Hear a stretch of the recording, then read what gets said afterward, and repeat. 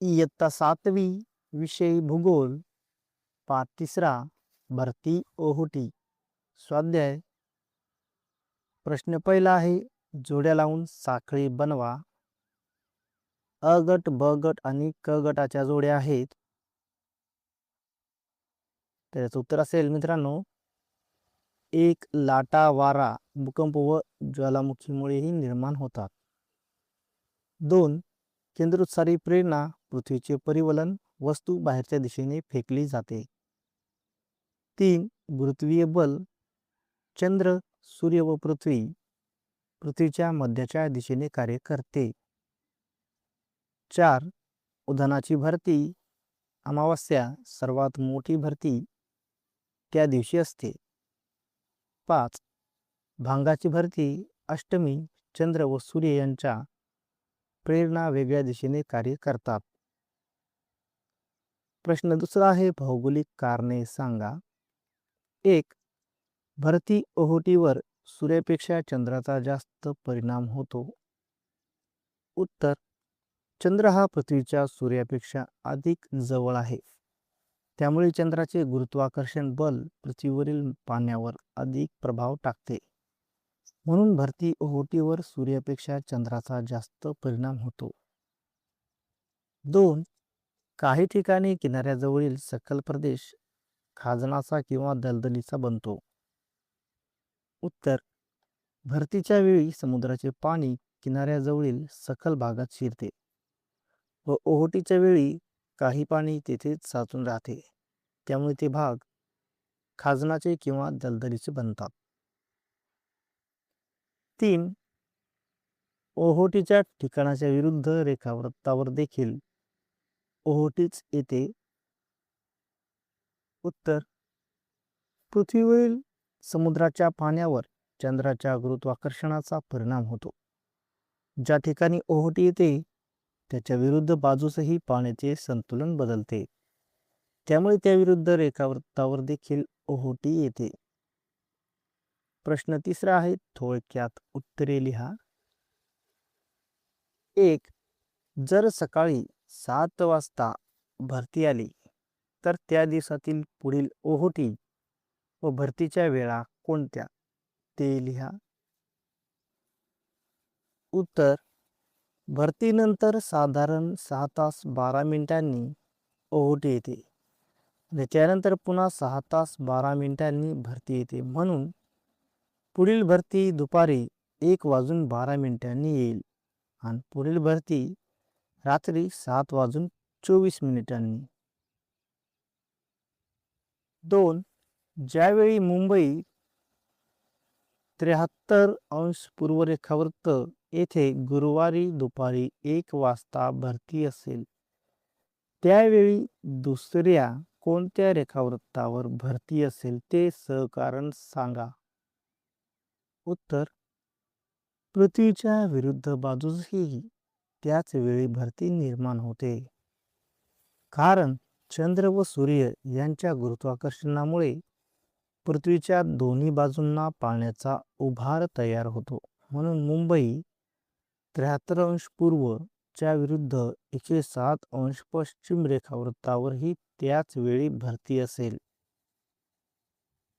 3 लाटा निर्मितीची कारणे स्पष्ट करा.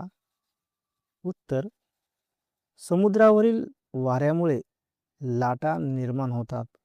तसेच समुद्रतळातील भूकंप ज्वालामुखी उद्रेक व इतर हालचालीमुळेही मोठ्या लाटा निर्माण होतात.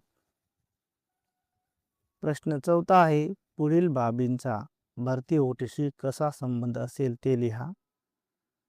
पोहणे. उत्तर भरतीच्या वेळी समुद्राचे पाणी वेगाने वाढते. त्यामुळे पोहताना धोका निर्माण होऊ शकतो. म्हणून पोहण्यासाठी ओहोटीचा काळ अधिक सुरक्षित मानला जातो. 2 जहाज चालविणे. भरतीच्या वेळी पाण्याची पातळी वाढत असल्याने मोठ्या जहाजांना बंदरात येणे जाणे सोपे होते. 3 मासेमारी. भरतीच्या वेळी मासे किनाऱ्याजवळ येतात त्यामुळे मासेमारी करणे सोयीचे होते. 4. मीठ निर्मिती. उत्तर, भरतीच्या वेळी खारट समुद्राचे पाणी मिठागरात आणले जाते. त्यानंतर पाण्याचे बाष्पीभवन होऊन मीठ तयार होते. 5. सागरी किनारी सहलीला जाणे. उत्तर, ओहोटीच्या वेळी समुद्राचे पाणी मागे सरकल्यामुळे किनारा अधिक दिसतो व सहलीसाठी सोयीचा ठरतो. प्रश्न 5वा, भांगाची भरती ओहोटी या आकृती 3.8 चे निरीक्षण करा व खालील प्रश्नांची उत्तरे लिहा. 1. आकृती कोणत्या तिथीची आहे? उत्तर, आकृती अष्टमी तिथीची आहे. 2. चंद्र, सूर्य व पृथ्वी यांची सापेक्ष स्थिती कशी आहे? उत्तर, चंद्र, सूर्य व पृथ्वी हे एका सरळ रेषेत नसून काटकोनात आहे. 3. या स्थितीचा भरती ओहोटीवर नेमका काय परिणाम होईल? उत्तर, या स्थितीमध्ये सरासरीपेक्षा लहान भरती व सरासरीपेक्षा लहान ओहोटी निर्माण होईल. प्रश्न 6वा, फरक स्पष्ट करा. 1. भरती व ओहोटी. भरती, समुद्राच्या पाण्याची पातळी वाढते तर ओहोटीमध्ये समुद्राच्या पाण्याची पातळी कमी होते. भरती, पाणी किनाऱ्याकडे येते तर ओहोटीत पाणी किनाऱ्यापासून मागे जाते. भरतीमुळे जहाज वाहतुकीस मदत होते तर ओहोटीमुळे किनारा अधिक दिसतो. भरतीत समुद्र किनारा कमी दिसतो तर ओहोटीत मोठ्या जहाजांना अडचण येते.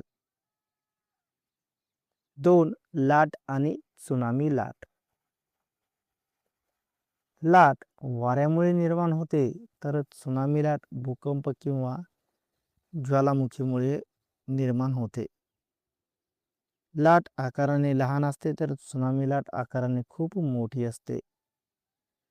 लाटेमुळे कमी नुकसान होते तर त्सुनामीमुळे मोठे नुकसान होते. लाट सतत निर्माण होते तर त्सुनामी लाट क्वचित निर्माण होते. प्रश्न 7वा, भरती ओहोटीचे चांगले व वाईट परिणाम कोणते ते लिहा. उत्तर, चांगले परिणाम, जहाजांची बंदरात ये-जा सोपी होते, मासेमारी करणे सोपे होते, मिठागरात मीठ तयार करण्यास मदत होते, समुद्रातील पाणी सतत हालचालीत राहते त्यामुळे स्वच्छता टिकते.